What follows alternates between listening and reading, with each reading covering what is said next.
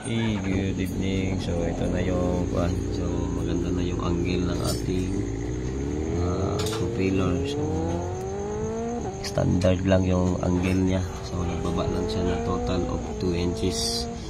So 6.5 yung lift namin.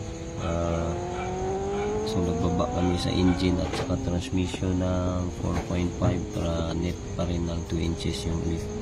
So standard angle ng propeller. So yan yung hinahabol natin para hindi persado, hindi maglulus speed yung unit. Yan, napakaganda. So yan ginawa namin dito. Ito yung ginawa namin.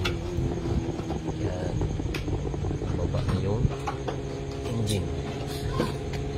Yan, baba na. So tingnan dito yung makina. Yan, nagababa na rin. Napakaluwag. Yan. So napakaluwag ng ilalim.